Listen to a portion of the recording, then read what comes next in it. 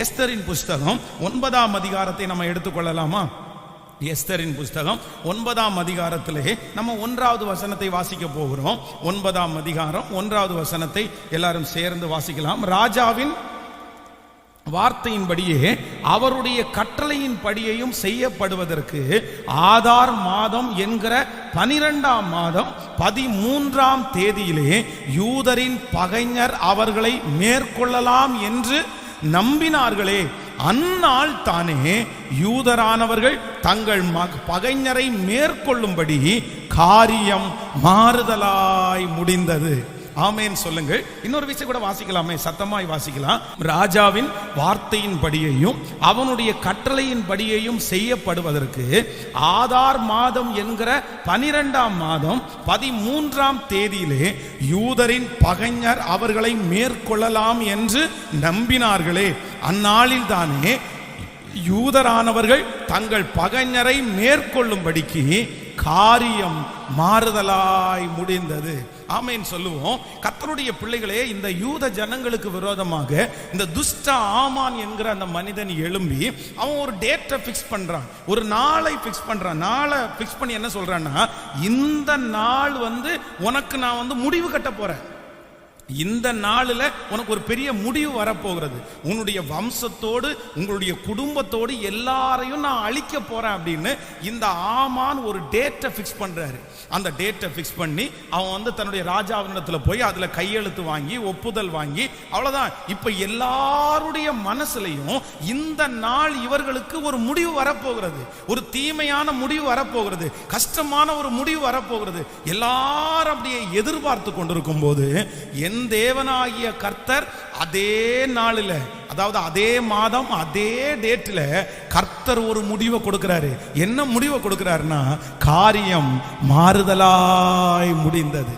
ஆமேன் சொல்லுங்கள். நான் நம்புகிறேன் ஆண்டவருடைய பிள்ளைகளே, இன்று நம்முடைய ஆவியானவர் நமக்கு என்ன முடிவை கொடுக்க போறாருன்னா, கர்த்தர் சொல்லுகிறார், காரியம் மாறுதலாய் முடிய போகிறது.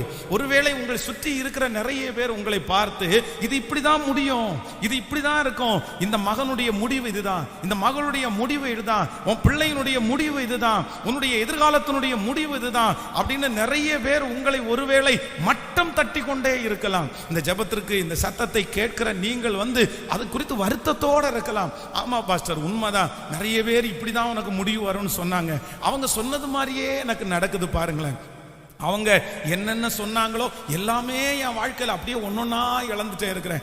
அவங்க சொன்னது மாதிரி என்னுடைய முடிவு இருக்குமோ, என் சொந்தக்காரங்க சொன்னது மாதிரி என் முடிவு இருக்குமோ, அப்படிப்பட்ட இருதய கலக்கத்தோடு இருக்கிற ஒவ்வொரு ஆண்டவருடைய பிள்ளைக்கும் கர்த்தர் வாக்கு கொடுக்கிறார், இல்லை, காரியங்களை மாறுதலாய் நான் முடிய பண்ணுவேன், காரியம் மாறுதலாய் முடியும். நீ பயந்து கொண்டிருக்கிற அந்த காரியம் மாறுதலாய் முடியும். நீ இப்படி முடிந்து விடுமோ என்று பயப்படுகிற அந்த காரியம் மாறுதலாய் முடியும். கர்த்தராகிய ஆண்டவர் வாக்கு கொடுக்கிறார், அந்த காரியத்தை நான் மாறுதலாய், நன்றாய் கரங்களை மேல தட்டி ஹல்லேலூயா ஹல்லேலூயா ஹல்லேலூயா.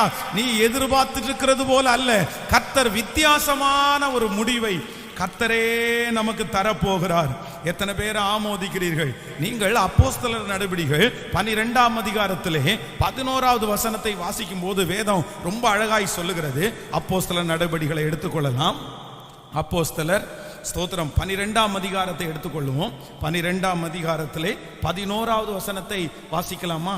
பேதுருவுக்கு தெளிவு வந்தபோது ஏரோதுனுடைய கைக்கும் யூதர்களின் எண்ணிக்கைக்கும் என்னை விடுதலையாக்கும்படி கர்த்தர் தம்முடைய தூதனை அனுப்பினார் என்று நான் இப்பொழுது மெய்யாய் அறிந்திருக்கிறேன் என்றான். அவன் இப்படி நிச்சயித்து கொண்டு மார்க்கு என்னும் பெயர் கொண்ட யோவானுடைய தாயாகிய மரியாள் வீட்டிற்கு வந்தான். அங்கே அநேகர் கூடி ஜெபம் பண்ணி கொண்டிருந்தார்கள். நிறைய கவனிங்கள் ஆண்டவருடைய பிள்ளைகளே. இப்ப வேதம் சொல்லுகிறது, தேவனுடைய ஊழியக்காரனுக்கு அந்த நாட்டினுடைய ராஜா ஏரோது என்ன சொல்றார் அப்படின்னா, உனக்கு ஒரு முடிவை நான் பண்ண போறேன், அவ்வளவுதான், உன்னை முடிக்க போறேன், உன்னை கொல்ல போகிறேன், அவனை சிறைச்சாலையிலே அடைத்து நாளைக்கு உன்னை சிறைச்சேதம் பண்ணிடுவேன், உன்னை கொன்றுவேன் அப்படின்னு இந்த பேதுருக்கும் அனௌன்ஸ் பண்ணப்படுகிறது. ஆனா வேதம் சொல்லுகிறது ஆண்டவர் தூதனை அனுப்பி பேதுருவை அந்த சிறைச்சாலையிலிருந்து என்ன பண்ணார்னா வெளியே கர்த்தர் கொண்டு வந்து விட்டார். ஆமென். அழியணும்னு நினைச்சது பேதுருவை. ஆனா நீங்க அந்த அதிகாரத்தினுடைய கடைசியில வாசிக்கும் போது வேதம் ரொம்ப அழகாய் சொல்லுகிறது, எதிரிதான் அந்த இடத்திலே முடிந்து போனான்.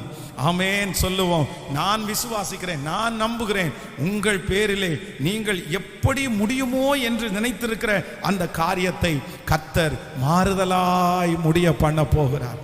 ஆமென் சொல்லுங்கள். ஹல்லேலூயா. உன் பிள்ளை இப்படியே போனா உருப்படாம போயிடுவான், இப்படியே போனா தரிசனம் நிறைவேறாது, இப்படியே போனா அவன் நஷ்டப்பட்டுருவான். அந்த வார்த்தைகளை எல்லாம் என் தேவனாகிய கர்த்தர் மாற்றி ஒரு நல்ல முடிவை கர்த்தர் தரப்போகிறார். கைகளை எல்லாரும் உயர்த்தி சொல்லுவோம், காரியத்தை கர்த்தர் மாறுதலாய் முடிய பண்ணுவார். சொல்லுங்க, எல்லாரும் சொல்லுங்க, எனக்கு விரோதமாய் இருக்கிற காரியங்களை கர்த்தர் மாறுதலாய் முடிய பண்ணுவார். சொல்லுங்க ஹல்லேலூயா. ஆமென். அந்த சத்துரு நினைக்கிறது உன் வாழ்க்கையிலே நடக்க போவது இல்லை. அந்த எதிரி நினைக்கிறது உன் வாழ்க்கையில் நடக்க போவது இல்லை. அந்த பக்கத்து வீட்டிலே இருக்கிற மனிதன் நினைக்கிறது உன் வாழ்க்கையிலே நடக்க போவதில்லை. கர்த்தர் காரியங்களை மாறுதலாய் நம்புகிறவர்கள் கரங்களை தட்டி உன் பிள்ளையை குறித்து மற்றவர்கள் நினைக்கிற காரியங்கள் மாறுதலாய் முடிய போகிறது. உங்கள் எதிரிகள் சொல்லுகிற காரியங்கள் மாறுதலாய் முடிய போகிறது. அந்த மருத்துவர் சொல்லுகிற காரியங்கள் மாறுதலாய் முடிய போகிறது. அந்த சொந்தங்கள் சொல்லுகிற வார்த்தை மாறுதலாய் முடிய போகிறது. காரியங்களை மாறுதலாய் முடிய பண்ணுகிற கர்த்தர் அவர். ஹல்லேலூயா. நம்முடைய தேவன் அதுல மிகப்பெரிய தேவனா இருக்கிறார். தானியேலை குறித்து அவனோடு கூட வேலை செய்கிற எல்லாருமே நான் நம்புகிறேன் அந்த பத்திரத்திலே கையெழுத்து வாங்கிவிட்டு அந்த நாளுக்காக அவர்கள் காத்திருந்தார்கள். அவங்க எல்லாரும் சொன்னாங்க, உன்னுடைய முடிவு வரப்போகிறது, இன்னும் சில நாட்களுக்குள்ளாக சிங்கங்கள் உன்னை கடிச்சு கொதற போகுது, உன் எலும்பெல்லாம் நொறுக்க போகுது, அவ்வளவுதான், அதை நாங்கள் பட்டினி போட்டிருக்கிறோம், நாங்கள் உன்னை தூக்கி தள்ளுறதுக்கு முன்னாடி அது கால் கையா தனித்தையா அவ்வளவுதான் எல்லாம் பிரிச்சிடும் அப்படின்னு. அப்போ அவனோடு கூட வேலை செய்தவர்கள் எல்லாருமே அவன் ஜெபிக்கிறத பார்த்து எல்லாருமே கிண்டல் பண்ணியிருப்பாங்க. எத்தனை நாள் இந்த கையை உயர்த்துவான், எத்தனை நாள் கண்ணை திறந்து பார்ப்பான் அப்படின்னு எல்லாம் சொல்லியிருப்பாங்க. ஆனால் வேதம் சொல்லுகிறது, கர்த்தர் அந்த சிங்கத்தினுடைய கெபியிலே காரியங்களை கர்த்தர் மாறுதலாய் முடிய பண்ணினார். சத்துரு நினைச்சது எதுவுமே நடக்கவே இல்லை. பக்கத்தில் இருக்கிற கையை பிடிச்சு சொல்லுங்க, உங்கள் சத்துரு நினைத்தது எதுவும் நடக்க போவது இல்லை. சொல்லுங்க, எல்லாரும் சத்தமாய் சொல்லுங்கள் ஹல்லேலூயா. பக்கத்துல பார்த்து சொல்லுங்க, உங்கள் சத்துரு நினைத்தது எதுவும் நடக்க போவதில்லை.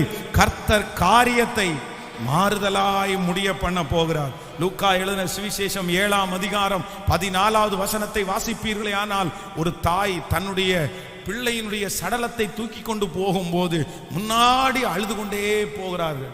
ஐயோ, என் பிள்ளை மரித்து போனான். அவனுடைய வீட்டிலேயே ஆதரவா இருந்த அந்த ஒரே ஒரு பிள்ளை, அந்த ஒரே ஒரு வாலிப மகன், வேற யாருமே அவங்களுக்கு இல்லை, எல்லாம் மரித்து போனார்கள். அவனை இன்னும் கொஞ்ச நேரத்தில் அடக்கம் பண்ண போறாங்க.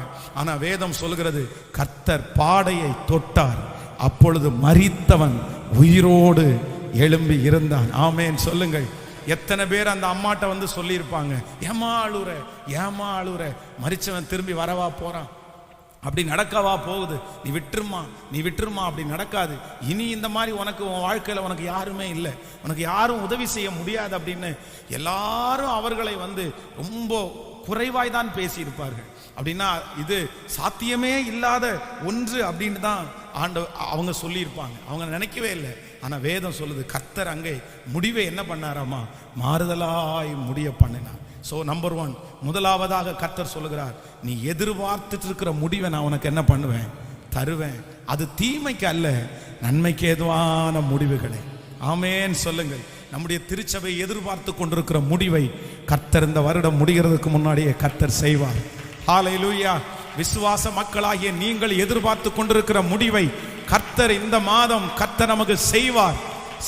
அது நடக்கும், அது நடக்க போகிறது. நெடுநாள் நாம் எதிர்பார்த்து கொண்டிருக்கிற காரியத்தை கர்த்தர் நமக்கு நடத்த போகிறார். நம்முடைய பிள்ளைகளுக்கு கர்த்தர் நடத்த போகிறார்.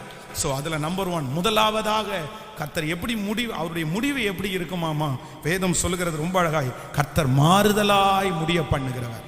உங்க மனசுக்குள்ள கலக்கம் இருக்குதா, ஏதாவது கலக்கம் இருக்குதா, இது இப்படிதான் இது வினையா முடியும், சிலர் அப்படி சொல்லுவாங்கல்ல அந்த வார்த்தை, இது வேணையா முடிஞ்சிடும் அப்படின்னு சொல்லுவாங்கல்ல. இந்த வயசுலயே இவங்க இப்படி இருந்தா எப்படி அப்படின்னு சொல்லுவாங்கல்ல. இல்ல, என் கர்த்தர் அப்படியே மாறுதலாய் முடிய பண்ணுகிறவர், மாறுதலாய் முடிய பண்ணுகிறவர். எத்தனையோ ஊழியக்காரர்களுடைய பிள்ளைகளுக்கு கர்த்தரதை செய்திருக்கிறார். அவங்க பிள்ளைகள் ஊழியத்திற்கு வரவே மாட்டார்கள், ரொம்ப துஷ்டர்களா இருப்பாங்க. அப்ப அவங்க எல்லாம் சொல்லுவாங்க, இதுக்கு மேல இவன் ஊழியத்துக்கு வந்தா யார் இவனை மதிப்பாங்க, என்ன ஊழியம் இவன் செய்வான், ஒன்னும் செய்ய மாட்டான் அப்படின்னு அந்த போதகருடைய இருதயத்தை நிறைய பேர் வருத்தப்படுத்தி இருக்கிறாங்க. ஆனா திடீரென்று ஒரு நாள் அந்த பிள்ளைய கர்த்தர் தொட்டு சந்தித்து அவங்க தகப்பனார் செய்ததை விட பல மடங்கு ஊழியத்தை கர்த்தர் செய்ய வச்சாரு. இன்னைக்கு கூட என்னுடைய கண்களால் அப்படி பல ஊழியக்காரருடைய குடும்பத்தை நான் பார்க்கிறேன். அதனால நான் நம்புகிறேன், காரியங்களை மாறுதலாய் முடிய பண்ணுகிற கர்த்தர். விசுவாசிக்கிறீங்களா? சொல்லுங்க, ஏசப்பா பார்த்து என் காரியங்களை கர்த்தர் மாறுதலாய் முடிய பண்ணுகிறவர். அந்த ரிசல்ட்டை கர்த்தர் மாறுதலாய் முடிய பண்ணுகிறவர். சொல்லுங்க, நீங்க அறிக்கை செய்ய நடக்கும், நீங்க ஜெபிக்க நடக்கும். உங்க பிள்ளைகளை குறித்து ஜெபம் பண்ணுங்க. அந்த வாக்கு தத்தத்தை சொல்ல நீங்க விசுவாசித்து நீங்க சொல்லிட்டே இருக்கணும். எல்லா வாலிப தம்பிகளும் அப்படியே சொல்லுங்க பார்க்கலாம். ஸ்தோத்திரம் ஸ்தோத்திரம், நல்ல நல்ல சத்தமா ஆமென். அப்படிதான் நீங்க ஜெபிங்க. ஒரு தாயார் கையை அப்படியே கர்த்தரிடத்துல ஏந்திரது மாதிரி வச்சு ஜெபம் பண்றாங்க, ரொம்ப சந்தோஷமா இருக்குது. அந்த மாதிரி எல்லாம் ஜெபம் பண்ணுங்க பார்க்கலாம். எல்லாரும் விசுவாசித்து காரியங்களை மாறுதலாய் முடிய பண்ணுகிற கர்த்தர், காரியங்களை மாறுதலாய் முடிய பண்ணுகிற கர்த்தர், காரியங்களை மாறுதலாய் முடிய பண்ணுகிற கர்த்தர். ஹல்லேலூயா.